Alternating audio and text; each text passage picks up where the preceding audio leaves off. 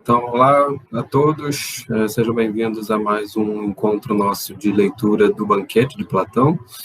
A ideia é hoje a gente ver a sequência da apresentação que a Diotima faz acerca de Eros. Ela já, no encontro passado, a gente viu como é que após a refutação das opiniões que o Sócrates alimentava, a Diotima apresenta a sua visão, né, acerca de Eros enquanto a sua natureza e a sua origem. Então, nós vimos qual é a origem e a natureza de Eros. A Diotima narra aí um mito, né, que não encontra lugar nenhum na mitologia, tá? É bom que se diga que esse é um mito criado pelo Platão aí por meio da personagem Diotima. Então, as outras histórias de Eros, né, vocês vejam que o próprio banquete é uma sucessão de tentativas mitológicas, né, de criar interpretações, narrativas acerca do que seria a natureza, a gênese e, portanto, os efeitos dessa divindade, né, chamada Eros.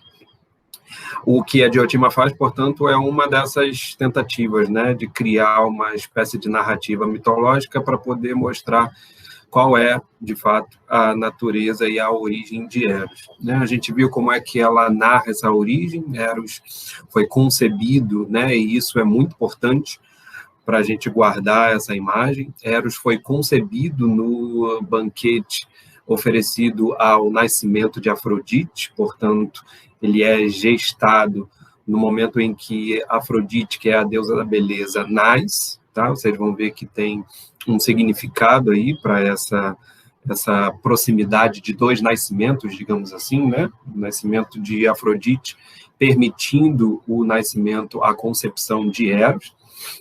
E a Diotima conta que os pais de Eros, né, o Poros e a Pênia, né, o Poros, o pai, que se encontra bêbado, depois de beber bastante néctar do banquete.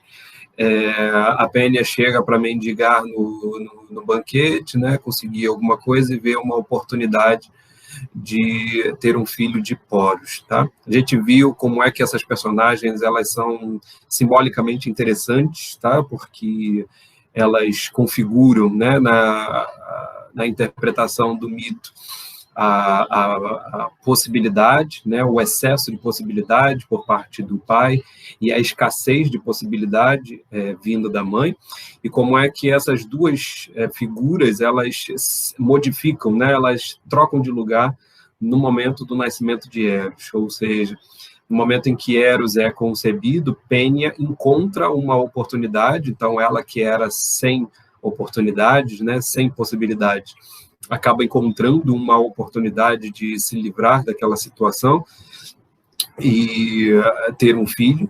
E o Poros, que era o cheio de recursos, né, aquele que tem todas as possibilidades, acaba se vendo sem possibilidades, né, se vendo em aporia, por causa da sua embriaguez e do seu sono. Tá? Então, ele é colocado numa situação de aporia, ao passo que aquela que naturalmente está em aporia, que é a Pênia, acaba encontrando uma oportunidade, um caminho, uma possibilidade. Tá legal?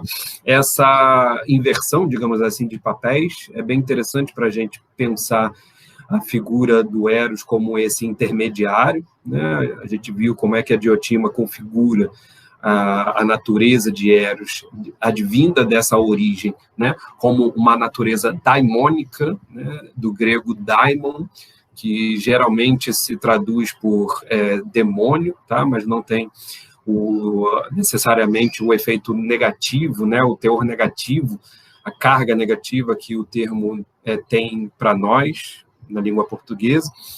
Mas Daimon é uma figura intermediária, um ser que transita do mundo divino, dos imortais, ao mundo dos humanos, né? Nós vimos até que a Diotima assume a possibilidade de que o Daimon ele morra e renasça, tá? É uma figura aí, portanto, que não seria necessariamente imortal, da mesma forma que ela não é necessariamente mortal, porque ela tem a possibilidade de renascer, de reviver, uma espécie de fênix aí que ressurge das próprias cinzas, tá?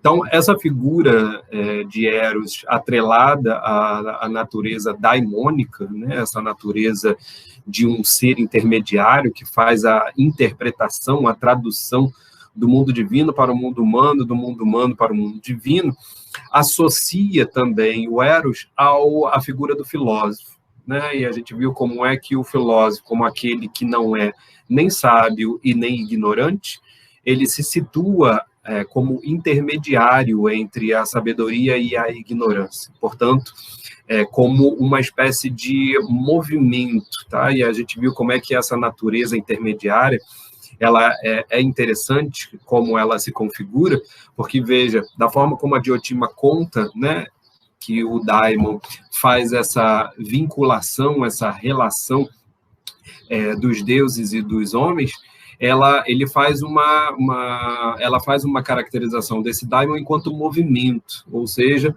o Daimon é sempre essa transição do mundo divino para o mundo dos homens e do mundo dos homens para o mundo dos deuses, né? Ou seja, existe um movimento em direção de um extremo a outro.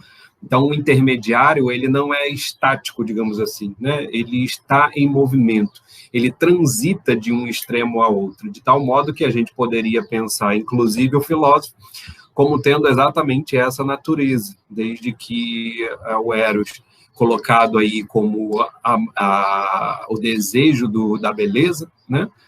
Tal como a Diotima está apresentando, o Daimon como um ser intermediário que transita para transmitir as mensagens dos deuses para os homens e dos homens para os deuses. O filósofo, portanto, poderia ser também um ser intermediário que transita, né, de uma consciência da sua ignorância para a busca da sabedoria, né? Então, ele transita de uma situação em que ele já não é ignorante, porque ele sabe que não sabe, e ao saber que não sabe, ele busca saber. Portanto, ele se dirige para o outro extremo, que seria o extremo da sabedoria. Então, a gente viu aí até o encontro passado como é que essa natureza filosófica explicaria também, no entender da Diotima, por que foi um erro quando determinados discursos antes de Sócrates, a Diotima aqui relaciona com o próprio Sócrates, né? Mas é claramente uma referência aos outros discursos, aos discursos anteriores, quando eles diziam que é o amado, né, que parece ser o foco e o centro do amor, e não necessariamente o amante.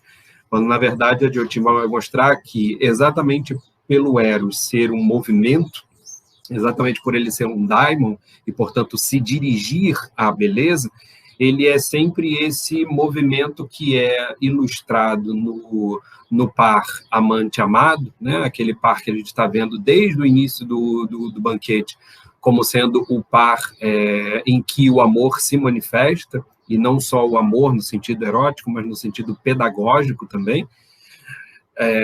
A Diotima está mostrando como é que o amante, na verdade, é o detentor do amor, né? É aquele que está sendo, de fato, influenciado pelo amor, é aquele que tem o amor.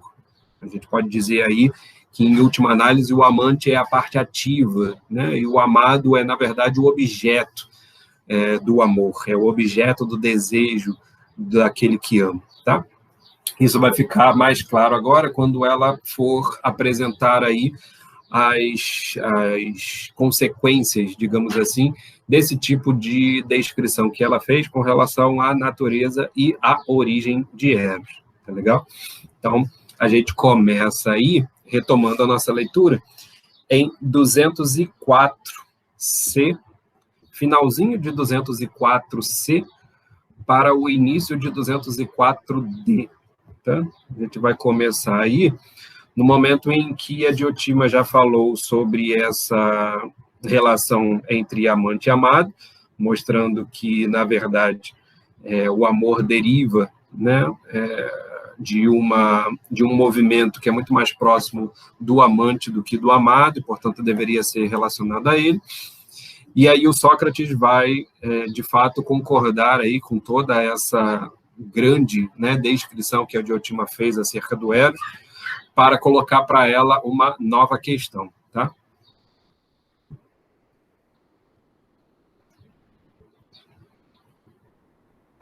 Acharam aí?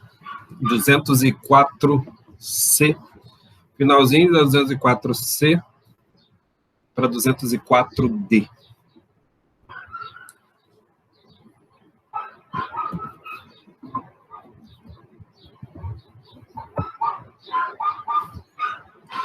(204C a 204D).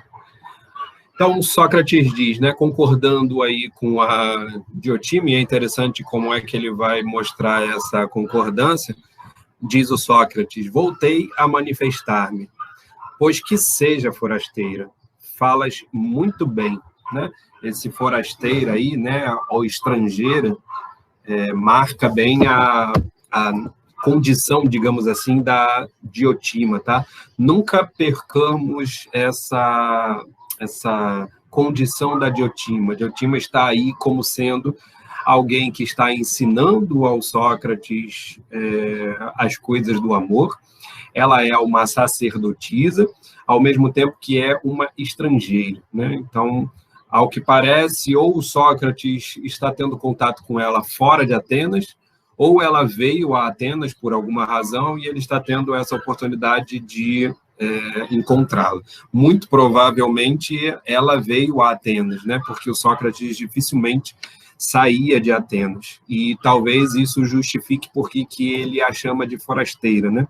Ele está em Atenas, está recebendo aquela estrangeira e, portanto, está sendo aluno, né, de alguém que é vindo de fora de Atenas, tal como faziam os sofistas também, tá? Vocês vão ver que o Sócrates, inclusive, chama a Diotima de sofista, tal como a Diotima já tinha dito que o Eros é um sofista também, não só um filósofo, tem uma natureza aí não só de filósofo, mas também uma natureza de sofista, tá? Isso é interessante para a gente guardar, para ver as cenas dos próximos capítulos, tá? Então, o Sócrates diz: pois que seja forasteira, falas muito bem, né? Então, esse falas muito bem, kalos leges, né, é uma expressão que sempre aparece no grego para dizer algo como um efeito, né, que o discurso teve em termos de mostrar claramente, né, de uma maneira límpida e persuasiva, aquilo que de fato estava sendo falado, né? Então, geralmente, o efeito da persuasão é dado por algum interlocutor quando ele diz kalos leges, né? Falaste muito bem. Mas, sendo Eros o que dizes, continuou Sócrates, de que maneira pode ser útil aos homens? E agora aí o Sócrates emenda uma nova questão. E veja, o Sócrates parece, em alguns momentos, né, estar naquela posição mesmo do interrogador, do questionador, tal como ele estava no caso do Agatão também, tá? Embora ele tenha dito que ele vai inverter os papéis e vai dizer que a Diotima, na verdade, estava examinando ele, né, fazendo com que ele fosse examinado por meio de questões, o que a gente percebe em muitos momentos desse diálogo entre ele e a Diotima é que ele também, na verdade, assume esse papel de questionador, tá? E aí, claro, como um aluno que é desejoso de saber. Portanto, isso mostra para a gente, em certa medida, como é que um filósofo se comportaria no papel de aprendiz, né? Não exatamente no papel de questionador e de examinador, como Sócrates geralmente faz, mas também no papel de aprendiz, né? Daquele que está buscando conhecer algo a partir de algum mestre, de alguém que sabe realmente sobre o assunto. E aí ele pergunta sobre, então, a utilidade de Eros para os homens. E era uma das temáticas que sempre aparecia nos discursos dos demais, né? Vocês lembram lá que a estrutura básica dos discursos elogiosos a Eros era mostrar exatamente as benesses, né, as utilidades que Eros tinha, né, a influência benéfica que Eros tinha sobre os homens, e para isso, às vezes, eles falavam da origem de Eros, às vezes eles falavam da natureza de Eros, às vezes eles falavam de como é que os homens eram acometidos por Eros, tudo isso para mostrar em que medida o Eros é benéfico aos homens, né? Isso mostra algo do efeito próprio ao discurso epidídico, que é o discurso de elogio, né? Para você elogiar algo, você mostra, de fato, qual é a utilidade daquilo em termos de vida humana, né? Em termos de condição humana. Então, é essa a pergunta que o Sócrates faz para a Diotima, e a Diotima responde. Isso, precisamente, Sócrates, me falou ela, é o que procurarei explicar-te. Já te expus a natureza de Eros e sua origem, sendo que tu próprio reconheces que ele deseja as coisas belas. Então, essa é como se fosse a conclusão daquela primeira parte em que ela tinha apresentado para o Sócrates a natureza e a origem de Eros. A conclusão é que o Eros é o desejo das coisas belas. Suponhamos agora que nos formulassem a seguinte pergunta. Sócrates e Diotima. Então, veja agora que ela coloca um terceiro elemento para o diálogo, né? É como se ela e o Sócrates estivessem conversando e aí, de repente, aparece um interlocutor, um terceiro, e esse terceiro interlocutor colocaria uma pergunta para os dois. Tá legal? Isso daqui geralmente é entendido como uma das indicações dadas pelo Platão para dizer, na verdade, que Diotimas não passa de um Sócrates, né? É uma criação, uma figura criada pelo próprio Sócrates para mostrar exatamente o seu saber, tá? Mas aí demandaria que a gente fizesse aí um esforço para poder compreender a dialética que o Sócrates está apresentando aqui com relação a essa colocação dele em relação a esse diálogo, para mostrar, de fato, que essa criação da personagem Diotima, no fim das contas, né, ilustraria o tipo de ensinamento que um filósofo é capaz de obter. Tá? A gente fica, no fundo, aqui, em termos literários, com a ideia básica e principal de que Diotima foi, de fato, uma personagem que ensinou ao Sócrates as coisas do amor. Tá? A gente poderia ficar tranquilamente com essa hipótese, porque ela serve ao conteúdo dramático aqui. Tá? A gente pode ficar com a ideia de que Diotima realmente está aqui sendo caracterizada como a mestra do Sócrates. Tá? Então, Sócrates e Diotima, em que consiste o amor do que é belo? Tá? Vamos ver se a gente pensa bem sobre essa pergunta, porque ela está dizendo assim, ó, de acordo com a conclusão que a gente chegou à conclusão de que o Eros é o desejo das coisas belas. E aí vem alguém e pergunta para a gente, mas no que consiste o amor das coisas belas? Então, veja aí que tem, ao que parece, gera-se uma dificuldade que a Diotima está tentando apontar aqui, no interior da própria definição que ela dá. E aí ela explicita isso mais claramente agora, ou pelo menos parece mais claro, né? Mas, ao contrário, parece bem obscuro, né? Enigmático o que ela está querendo questionar aqui. Ela reformula a pergunta. Ou, para falar mais claramente, quem ama as belas coisas? O que é que ama? Tá? Então, veja aí que a pergunta que está sendo colocada pela Diotima, né, tal como seria esse interlocutor imaginário, esse terceiro interlocutor, ele está questionando, ao que parece, o que significa esse direcionamento a chamadas coisas belas, naquilo que, de fato, motiva esse desejo, naquilo que, de fato, motiva esse amor. Qual é, em última análise, o motivo de amar as coisas belas? Tá? O que é amar as coisas belas? Ou, quando se ama as coisas belas, o que se ama? Né? Em última análise, o que se deseja? Em relação a que nós estamos sendo direcionados para essas coisas belas? Em última análise, isso não explica apenas o nosso desejo, né, porque isso precisa mostrar o que nós desejamos, mas também vai mostrar qual é o objeto, afinal. Tá? E toda essa segunda parte, digamos assim, do discurso da Diotima vai ser relacionada à explicação dessa questão, ou seja, a uma descrição mais precisa acerca do desejo que move o amor, né? Ou seja, o que é de fato desejar as coisas belas, e depois, explicado esse desejo pelas coisas, realmente, né? Esse desejo pelas coisas belas, explicar o que nas coisas belas move o nosso desejo, né? Por que nós direcionamos esse desejo eros, né, para as coisas belas? O que há nelas que atrai o nosso desejo, né? Atrai o nosso apetite. Lembrem que desejo é epitimia, né? Que a gente pode traduzir por apetite.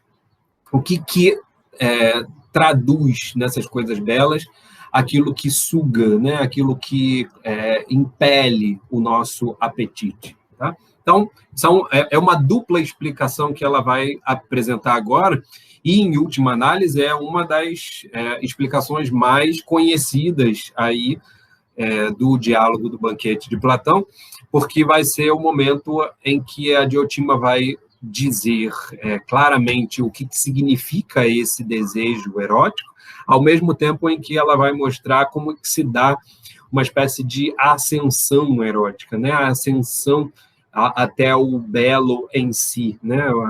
A chamada ascensão erótica de Diotima. Tá? Então, para poder explicar mais claramente essa questão, ela agora vai iniciar esse tipo de ensinamento, que é um ensinamento mais preciso acerca do desejo que move o amor pelas coisas belas, e depois, em relação ao que, de fato, existe nas coisas belas que movimenta o nosso desejo, que movimenta o nosso amor. Tá?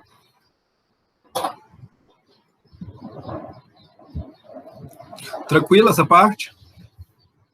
Deu para entender aí mais ou menos do que a Diotima está querendo indicar com o esclarecimento dessa questão, né? O que é mais surpreendente, digamos assim, né, é a resposta do Sócrates. Olha o que ele diz, né?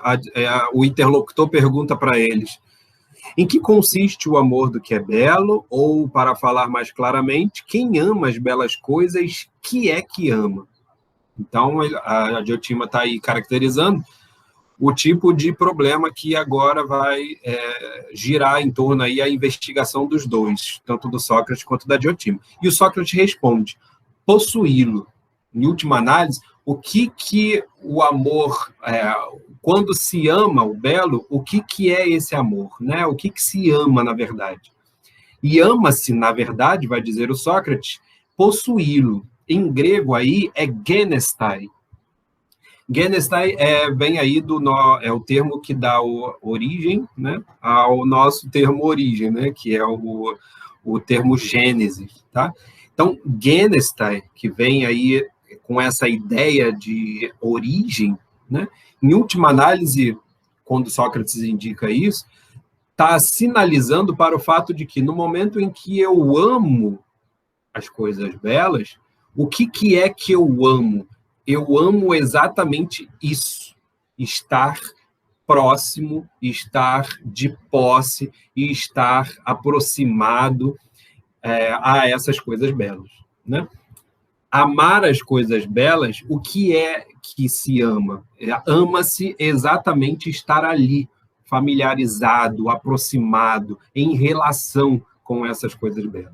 Tá? Então, é por isso que aqui, em última análise, justifica a tradução que o Carlos Alberto Nunes faz de possuí-lo, mas a ideia aqui que está por base pelo grego é a ideia de você tornar-se alguma coisa. Ou seja, amar as coisas belas, o que se ama?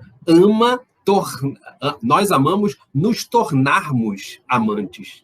Nós amamos amar, em última análise, essa é a ideia. Nós amamos isto que nos aproxima dessas coisas belas. E é por isso, por essas coisas serem belas, é que nós, de fato, as amamos, né? Porque nós queremos estar sempre de posse delas, né? Posse aí não é um termo necessariamente adequado, né? Porque a nossa ideia de posse é propriedade, né? No sentido de você ter ali uma riqueza que você pode dispor. Não é essa a ideia que o grego está trazendo aqui, tá? Sempre quando o Carlos Alberto Nunes agora colocar aí essa ideia de possuir, né? O que se ama quando se ama? Aí ele vai dizer posse, possuir, né? O possuir aí não tem essa ideia de posse no nosso sentido, né? De propriedade, mas ideia de posse no sentido de tornar-se, tá? De estar presente naquela situação. Tranquilo? Boa tarde, Hélio. Então, não só a pergunta, né, que a Diotima engendra aí, né, para poder criar esse terceiro interlocutor, mas também a própria resposta do Sócrates é bastante interessante, tá? Para quem não conhece nada das coisas do amor, como Sócrates vai dizer, esse tipo de resposta que ele dá é bastante significativo, tá? A Diotima continua. Porém, essa resposta, continuou a Diotima, implica nova pergunta. Que acontece com quem adquire o belo?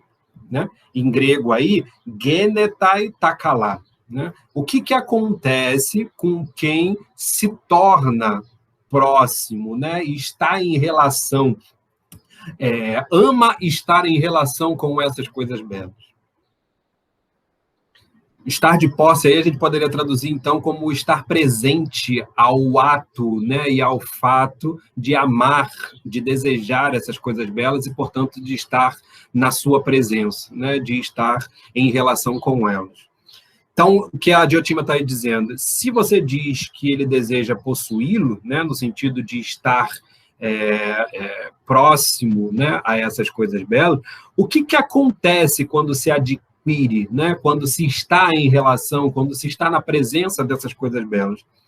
E aí vai responder o Sócrates, nesse passo lhe disse que não me achava em condições de responder a ela assim, de repente. Né? Então veja que a Diotima está aprofundando aí uma reflexão, a gente poderia dizer filosófica até, acerca do que acontece de fato com aquele que ama. Tá? Já que o Eros é um daimon, um ser intermediário que está aí no movimento em direção às coisas belas, é necessário que a gente entenda o que está acontecendo com esse amante, com esse que ama, o que acontece com ele. Tá? Porém, neste passo, lhe disse tal, porém, no caso, retrucou ela, né, de mudarem a pergunta, em vez de belo, pusessem bom, e a apresentassem nos seguintes termos: quem ama as coisas boas, que deseja? Aí o Sócrates pergunta, responde, possuí-las. E o que acontece com quem chega a possuí-las? Isso agora é mais fácil de responder, diz o Sócrates, fica feliz. Então veja agora que quando a Diotima substitui belo por bom, né, que a gente já viu como é que isso para o grego é normal, tá? Essa substituição da beleza pela bondade, aquilo que é belo é bom, o que é bom é belo, então isso são termos intercambiáveis em última análise, embora não sejam a mesma coisa, tá? Mas são termos intercambiáveis. O Sócrates vai dizer agora mais facilmente que quando se ama as coisas boas, o que se ama? Vai dizer ele, possuí-lo. Mais uma vez aí é genestai, ou seja, tornar-se, estar de tal modo vivendo na proximidade com essas coisas belas, em relação com essas coisas belas. e, no caso aí, com as coisas boas, tá? Então, Genestai é estar em relação, né? Estar em proximidade com essas coisas boas. E aí a Diotima emenda, e se de fato é isso que se ama, né? Amar é desejar as coisas boas, e desejar as coisas boas,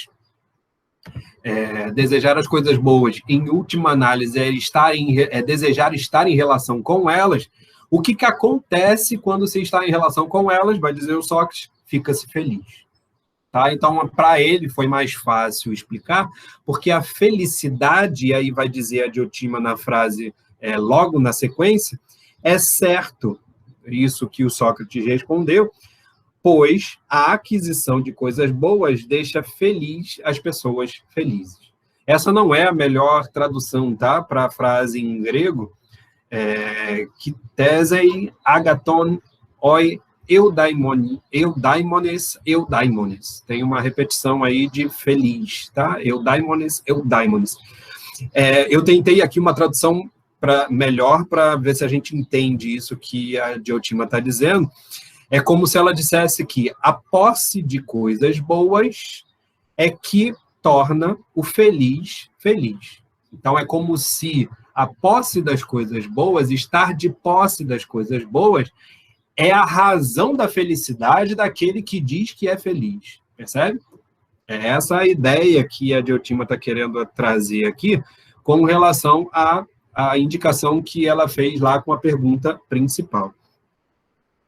Ficou tranquilo isso? Porque a frase do Carlos Alberto Nunes, né? Pois a aquisição de coisas boas deixa feliz as pessoas felizes, parece aí uma redundância, né? Como que deixa feliz aquele que já é feliz, né? Então, surge aí uma dificuldade de compreensão com relação ao que a Diotima estaria querendo dizer, mas, ao que parece, ela nos indica que a obtenção, né, de coisas boas é a razão de ser daquele que diz que está feliz, né?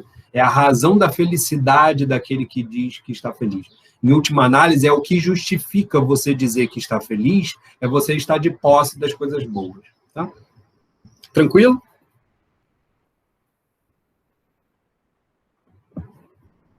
E aí ela completa, não tendo cabimento voltar à pergunta por que deseja ser feliz quem é feliz, parece que a resposta está completa. Então, veja, isso é um pensamento também clássico entre os filósofos gregos.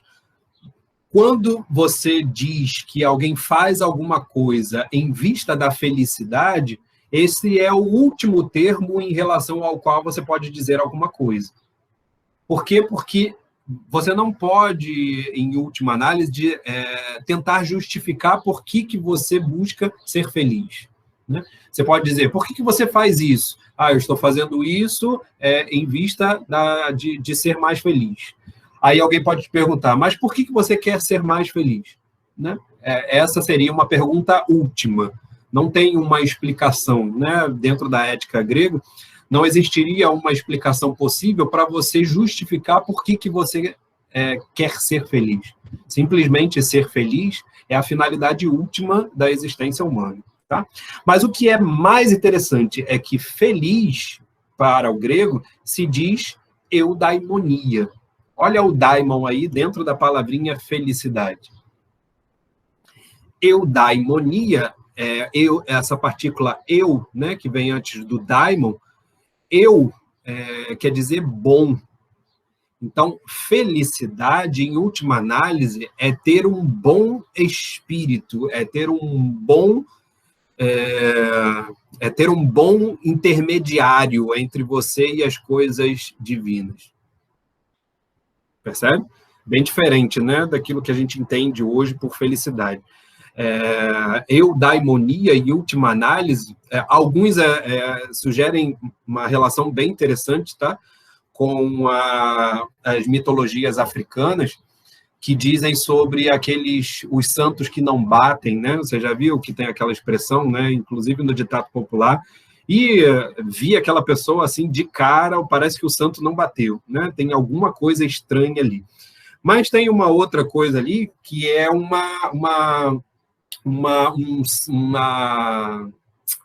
como é que eu posso dizer, né? Quase um anjo da guarda, né? Aquela coisa de, se o santo não bateu, é porque você tem ali uma espécie de aura, né? Uma espécie de entidade que te acompanha. E essa entidade, ela é a razão de ser da felicidade no sentido de ela direcionar a gente para as coisas boas.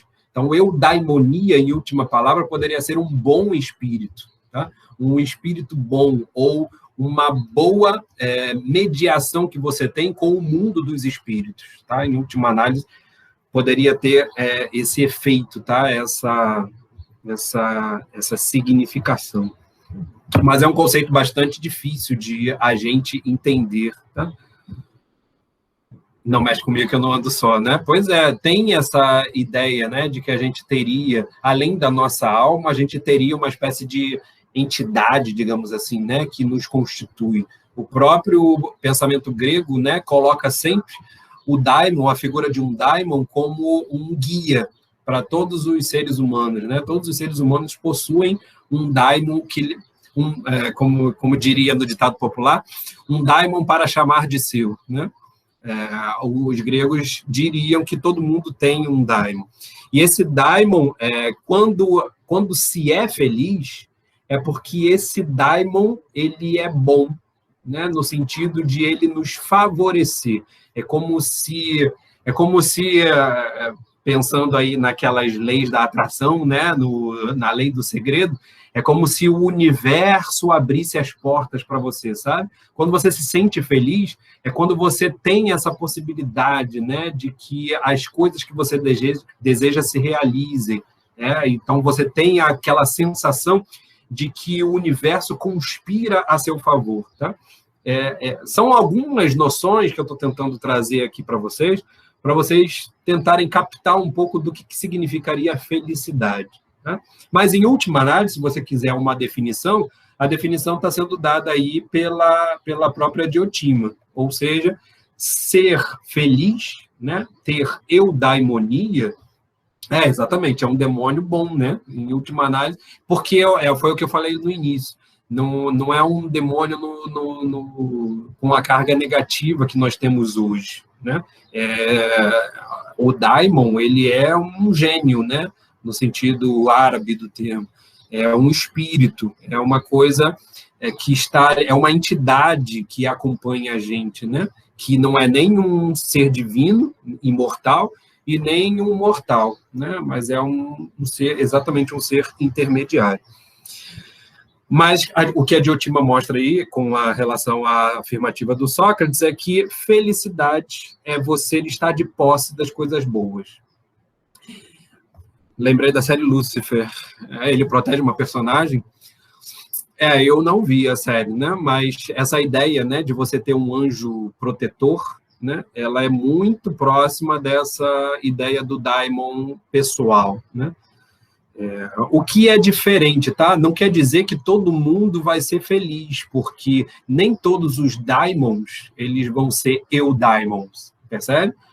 É preciso que aconteça determinadas coisas para que você tenha uma eudaimonia, um bom espírito, né? Um bom augúrio. Legal. A ideia mesmo pelo menos a do daimon, né? Enquanto algo que acompanha os seres individuais, é muito próxima dessa ideia de um anjo da guarda, tá? Mas a eudaimonia, ao que parece, ela depende das nossas atitudes, tá? Ela não depende só desse daimon. Aí tem uma discussão que pode ser travada com relação até essa coisa mais metafísica, né? De a gente pensar se nós realmente temos liberdade para tomar as nossas decisões ou se nosso destino está traçado. E uma das discussões possíveis com relação a isso é exatamente pensar nessa figura daimônica, né? Se de fato essa figura daimônica ela nos acompanha, em que medida a nossa felicidade depende dela ou não, né? Em que medida as nossas ações dependem dela ou não, tá? Fica aí em aberto. Mas a grande questão aqui colocada pela Diotima, e que parece indicar o caminho que ela está querendo traçar, é que quando você diz que alguém é feliz, é porque ele está de posse das coisas boas. Tá? E aí, estar de posse das coisas boas já não é mais Ginestein, né? Como eu tinha falado lá da resposta do Sócrates, mas é ktesei, o termo grego, né? E ktesei, de fato, tem a ver com posse, com aquisição. Então, ao que parece, no grego, né, está sendo feita aí uma transição de sentido, de significado, do termo gênesis, né, do termo tornar-se, transformar-se, e o termo ktesei, né, que traz aí a ideia de adquirir. Né, você, ao que parece, a ideia é assim, né, você torna-se algo no momento em que você vai adquirindo, talvez, novas experiências, novos pensamentos, ou, e de uma maneira bem genérica, coisas boas. Tá? Então, adquirir coisas boas é se transformar. E transformar-se é ser uma pessoa feliz. Né? No que você se transforma, em última análise? Em uma pessoa feliz. Tranquilo, gente? Não, não tão tranquilo, né? Porque isso daí é quase um resumo completo de toda a ética grega, né? Isso daqui é, de fato, bastante complexo, né? Mas tanto a Diotima quanto Sócrates estão passando por esse detalhe para tentar fazer aí a indicação do que a Diotima pretende agora com essa explicação sobre a utilidade de Eros para a vida humana. Né? Realmente é um pouco estranho, porque é bem diferente, né, da nossa maneira de ver as coisas, sobretudo porque a gente já está muito contaminado pela cosmovisão cristã, né? Então, a gente tem aí uma forma de ver as coisas diferente da forma pagã, né? Digamos assim. O Sócrates não tem mais o que dizer, ele diz, tens razão, né? O Sócrates diz para a Diotima.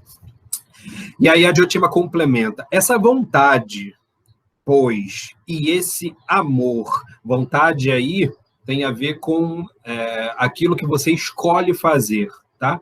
Vontade no sentido de você escolher fazer algo. O termo aí é boulesi. Essa vontade, pois, e esse amor, achas que são comuns a todos os homens, desejando todos possuir sempre o que é bom, ou como te parece? E vai dizer o Sócrates, isso mesmo, são comuns a todos os homens. Né? Homens aí no sentido humano, tá? A todos os seres humanos. Então, o que a Diotima indaga? Será que essa disposição, né, de querer possuir as coisas boas para ser feliz, isso é algo que é comum à ação de todos os homens? Ou ela parece ser uma coisa de alguns e não de outros? E vai dizer o Sócrates, de todos. Aí, olha o problema que a Diotima coloca, então, para o Sócrates. Por que, então, Sócrates voltou a falar a Diotima? Não dizemos de todos os homens que eles amam, uma vez que todos amam e sempre as mesmas coisas. Porém, de alguns dizemos que amam e de outros não. Percebem a pergunta dela? Ela diz o seguinte, se o eros, o amor, é o desejo em possuir as coisas boas para ser feliz, e se todas as pessoas desejam ser felizes, né? Ou seja, elas desejam adquirir coisas boas para se tornar felizes, então por que nós não dizemos que todas as pessoas amam e apenas algumas pessoas? Porque, claro, a gente não diz que todo mundo ama, né? E aí a gente atribui esse predicado, né, de amar apenas a algumas pessoas. Essa pessoa ama, essa pessoa não está amando, essa pessoa é fria, né? Essa pessoa é odiosa até, né? Que seria uma forma de um adjetivo contrário ao amor. Então, por que, na verdade, a gente utiliza a palavra amor para falar de alguns e não de outros? Tá? Essa é uma questão que vai ensejar aí uma discussão bem interessante. Tá? Vamos ver. A mim também isso causa admiração, diz o Sócrates. Não há motivo para tanto, observou. É que destacamos uma espécie particular de amor e lhe damos o nome do todo, amor, para aplicar nomes diferentes às demais espécies. Entenderam? Quando nós utilizamos a palavra amor, nós temos uma ideia do que seja o amor, mas nós apenas direcionamos isso para uma espécie particular, atribuindo, na verdade, a essa espécie particular a significação da palavra como um todo. No entanto, a palavra como um todo, considerada nela mesma, teria que ser comum a todos os homens e não apenas a uma espécie particular. Tá? E ela vai fazer uma relação aí com outro termo grego. E olha que interessante, porque o termo que vai ser escolhido aí para fazer essa proximidade é o termo poiesis, né? Que dá o nosso poesia. Mas o termo poiesis em grego, fazer, poiesis, né? Já falei. Poiesis é fazer, né? Significa fazer, tá? Significa criar, produzir algo. Tá? Então, vai dizer a Diotima, o Sócrates pergunta, né, de que jeito isso acontece, e a Diotima dá o exemplo do termo poiesis. É o seguinte, como sabes, é muito amplo o conceito de criação, né? Criação aí, poiesis. Damos o nome de criação a tudo o que promove a passagem do não ser para a existência, né? Ou seja, a produção de algo. No momento em que você produz algo que não era e passa a ser, né? Você realizou uma ação poética, tá? Poética, com um izinho aí também, tá?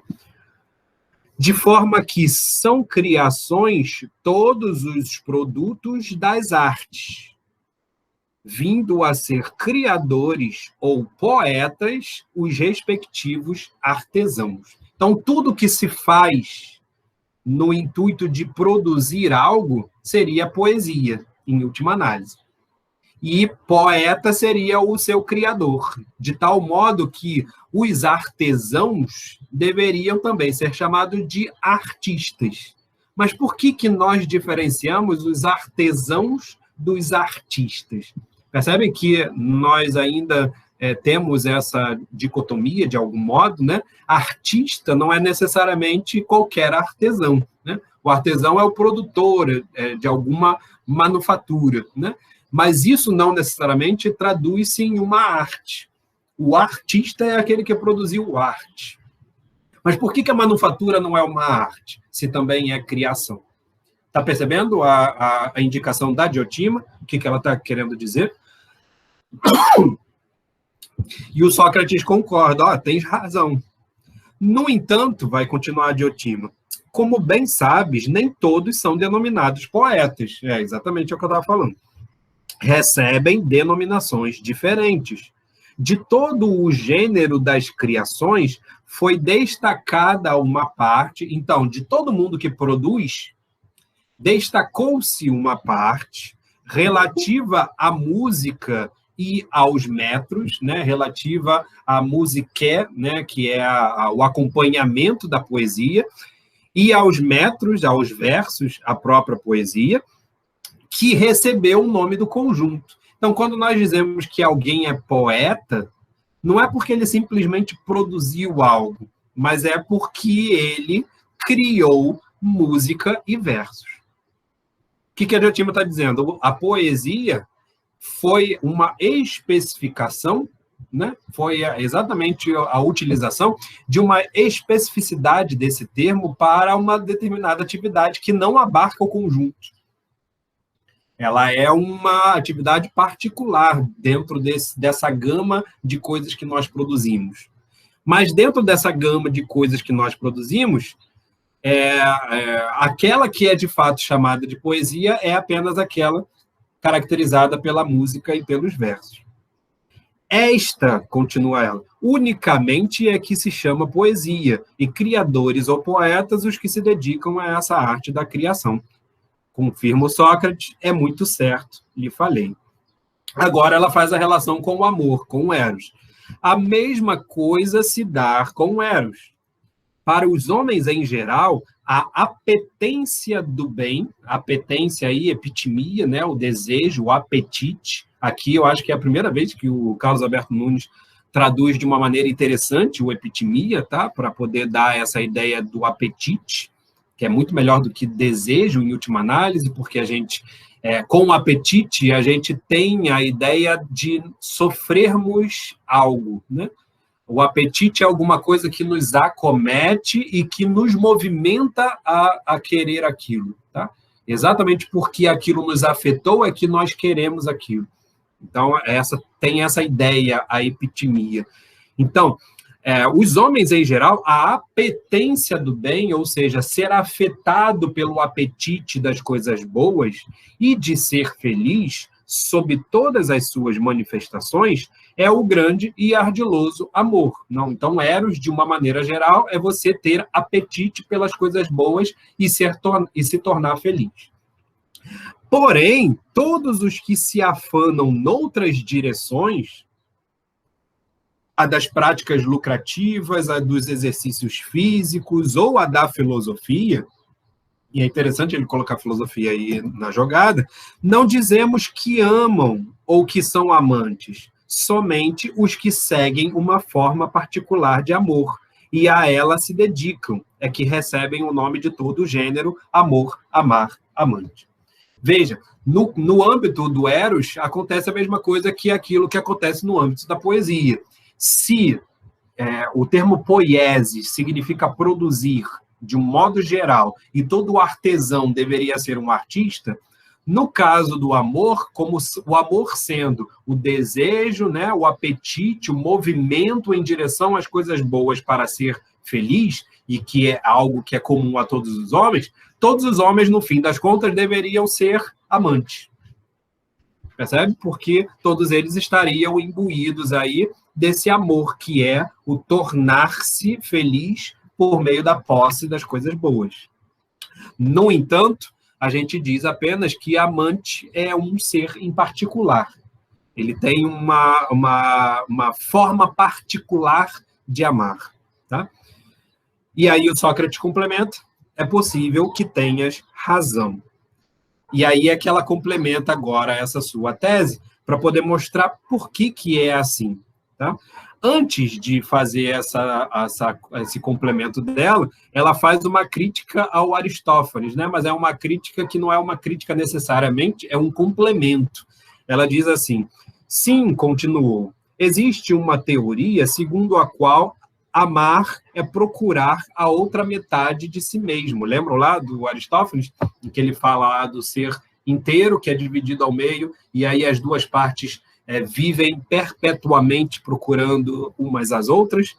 O que a Diotima está dizendo existe uma teoria que diz que o amor é isso, né? Como se ela estivesse fazendo a referência aí ao Aristófanes. Porém, o que minha teoria afirma, então olha que interessante, teoria aí, tá? Não é teoria no sentido forte do termo, não. Em grego aí é logos, simplesmente, tá? Então ela está dizendo, tem um discurso andando por aí, né, falando que Eros você desejar a sua outra metade. O meu logos, o meu discurso, na verdade, diz que amar não será a procura da metade nem do todo, se essa metade, meu caro, e esse todo não forem bons. Então, veja que ela não faz uma crítica necessariamente ao que a teoria do Aristófanes apresentou, mas simplesmente ela faz um complemento para dizer o seguinte, eu não amo uma outra parte, né, ou até o todo, se essa parte e esse todo não forem bons. Então, ela acrescenta apenas um qualificativo para dizer que essa outra metade ou esse outro todo, independente daquilo que eu esteja buscando, ele tem que ser, na verdade, bom. Ele tem que ter esse qualificativo, tá? De ser algo bom. A prova disso é que os homens permitem que lhes amputem as mãos ou os pés sempre que consideram prejudiciais essas partes do corpo. Ninguém se apega, quero crer, ao que lhe pertence, salvo se dermos a denominação de bom ao que nos é próprio e faz parte de nós mesmos. e de mal ao que nos é estranho, porque fora do bem, nada mais os homens amam. Não te parece? Então, dada a relação aí necessária entre amor e as coisas boas, né? Lembrando sempre que a Diotima substituiu as coisas belas pelas coisas boas, tá? Para poder utilizar na sua argumentação, ela está indicando que, dado que todos os homens amam as coisas boas, e isso é comum a todos os homens, como Sócrates já tinha concordado, não faz sentido a gente dizer que a gente, inclusive, ama uma parte nossa que não seja boa. Nós sequer conseguimos amar uma parte nossa que é ruim, né? Nos causa prejuízo. Né? Ele dá a Diotima dá aí o exemplo até da mão e do pé. Alguém é capaz, né, de cortar a própria mão e o próprio pé, se de fato, por exemplo, a perna começar a gangrenar, né, você tem ali a possibilidade de aquilo ali se alastrar para o corpo todo. A opção médica mais viável é você amputar de fato a perna. Então, a pessoa vai preferir amputar a perna, perder a perna, do que prejudicar-se. Então, a ideia que a Diotima está apresentando aqui por meio desse exemplo é de que, de fato, os homens desejam sempre essas coisas boas, ainda que seja ligada à própria pessoa, mesmo que seja uma parte dele mesmo. Se essa parte te faz mal, a gente não se apega a ela. A gente só se apega às coisas que nos são boas. Né? Isso é bem ilustrativo, por exemplo, para maus hábitos, né? Porque geralmente a gente parece se apegar a alguns maus hábitos, né? Só que esses maus hábitos são para outros, né? Não necessariamente para nós. Enquanto nós estamos apegados a eles, é porque nós, de fato, os vemos como bons, né? No momento em que ele se torna prejudicial, segundo a teoria da Diotima, nós teríamos a capacidade de abrir mão deles. Nós não abrirmos mão de alguma coisa enquanto essa coisa parecer boa para nós, né? Parecer agradável para nós. Ela for suficientemente boa para esse tipo de busca que a gente está fazendo. Em última análise, essa é uma das fundamentações da ética do Sócrates, tá? Todos os seres humanos buscam sempre aquilo que é o melhor para si, né? Então, se a gente busca sempre o que é o melhor para si, todas as nossas ações são baseadas, são pautadas naquilo que parece para nós o melhor, né? Para nós, algum bem, então, né? O melhor é sempre algum bem. Tranquilo?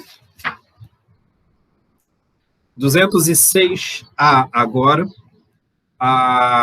O Sócrates complementa aí essa descrição que a Diotima faz. Por Zeus, lhe disse o Sócrates, acho que sim, né? Agora aí, ao que parece, o Sócrates tem uma confirmação, poderíamos dizer ética, né? Para uma interpretação do Eros, né? E era tudo aquilo que a Diotima estava pretendendo. Em última análise, o que a Diotima queria era uma interpretação ética para a postura erótica, para a postura do amante, né, daquele que ama. Isso com o intuito sempre de chegar ao fundamento pedagógico, né? Lembrem lá que eu falei desde o início que o banquete é um diálogo sobre a pedagogia erótica, né? Em última análise, o modo como a relação erótica ela se torna pedagógica, tá?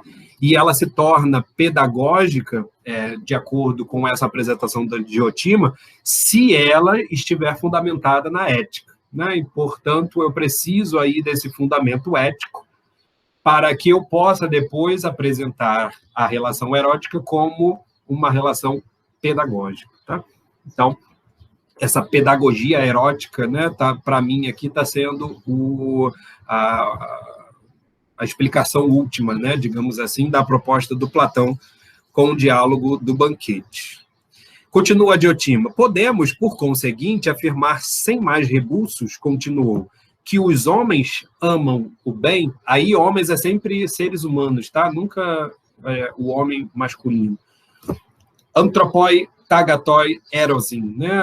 Os homens, o ser humano ama a coisa boa, né? As coisas boas, Sem dúvida, confirma o Sócrates.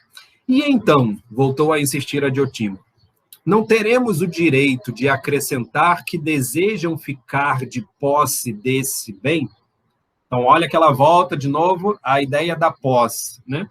Só que aí, na frase em grego, né, não tem nada com relação à posse, né?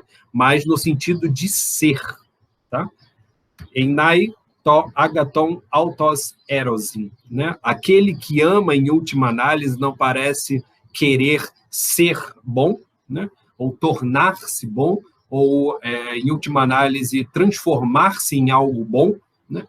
Estar em uma relação de proximidade com uma coisa boa, temos, sem dúvida, confirma o Sócrates. E não apenas possuí-lo, mas possuí-lo sempre, isso também confirma o Sócrates. E aí, a definição final da Diotima em relação ao Eros, vai dizer ela, Eros é, em resumo, o desejo de possuir sempre o bem, ou as coisas boas. Tá legal? Essa é a definição, então, base para tudo aquilo que vai vir na sequência apresentado pela Diotima, sobretudo numa coisa que vai ser fundamental para ela apresentar a sua visão acerca das consequências do amor, que vai vir na sequência, tá? Essa definição ela é básica para a gente entender depois digamos assim, né, a carga feminina que vai vir na sequência em relação à natureza benéfica de Eros sobre os homens. Tá? A gente não entenderia, a Diotima está dando aí o contexto dessa natureza de Eros, a gente viu como que ela fala da origem, para poder falar da natureza daimônica do Eros, e agora está falando sobre a utilidade de Eros para os homens. Né? Dada essa utilidade, em última análise, Eros é aquilo que torna os homens felizes. Né? A finalidade dos seres humanos é ser felizes. E se eles querem ser felizes, eles precisam do caminho erótico. Eles precisam do caminho de Eros. Porque Eros é exatamente, aí, nessa definição que ela apresenta agora, o desejo de possuir sempre o bem. E o desejo de possuir sempre o bem, ou as coisas boas, é, de fato, aquilo que nos torna felizes, como ela tinha colocado lá no início. Então, o estar imbuído de Eros, e Eros é um daimon, lembram lá daquela noção do intermediário? Se Eros é um daimon, estar de posse do desejo de ter as coisas boas é estar em um bom daimon. Estar em uma boa companhia, em última análise, portanto, estar em eudaimonia, que é felicidade. Perceberam onde que a Diotima está querendo chegar? Acho que dá mais para a gente entender melhor agora a eudaimonia, né? Eudaimonia como a felicidade, como aquela finalidade última da vida humana. Se todos os seres humanos anseiam ser felizes, o caminho mais propício para isso é, de fato, se deixar conduzir por Eros, né? Porque Eros é exatamente o desejo de possuir, de tornar-se, de estar familiarizado, de estar na presença, de estar se relacionando com as coisas boas. E, portanto, nessa relação, se tornar cada vez mais feliz. Ter, portanto, um eudaimos, né? Uma eudaimonia. Tranquilo? O Sócrates complementa, é muito certo o que dizes. Vou parar por aqui, porque na próxima ela já entra com a ideia dela, tá? Eu estava doido para ver essa parte.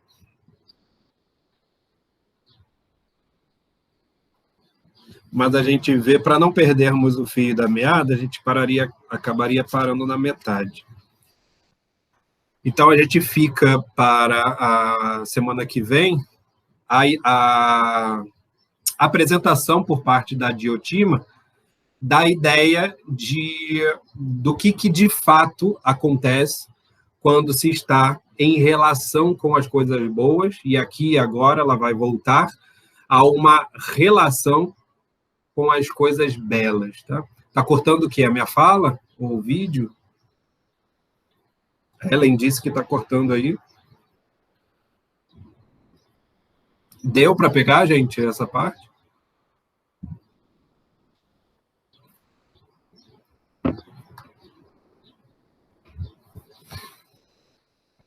Paramos por aí, então. Deve ser a chuva também. A internet está horrível com esse tempo de chuva, né?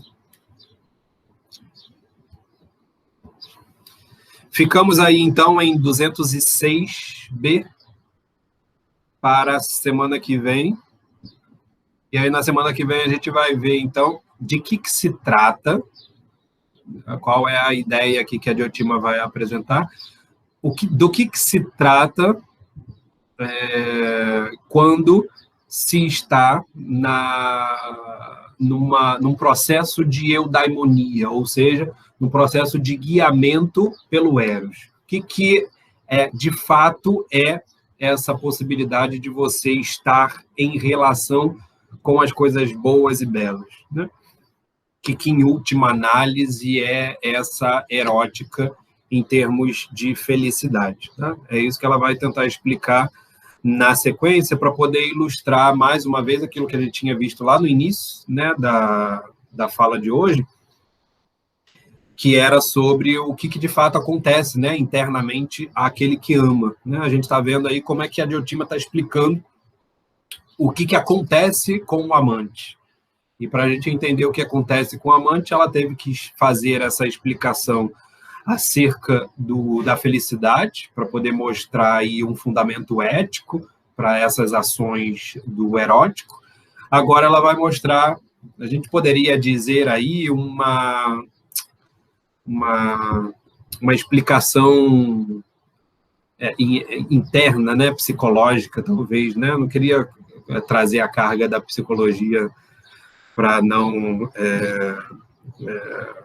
complicar mais aí, mas ao que parece poderia ser dita uma explicação interna, né, mais íntima acerca do que significa amar, tá? E é isso que a gente vai ver na semana que vem. Certo? Paramos aí então em 206B. Até semana que vem, pessoal.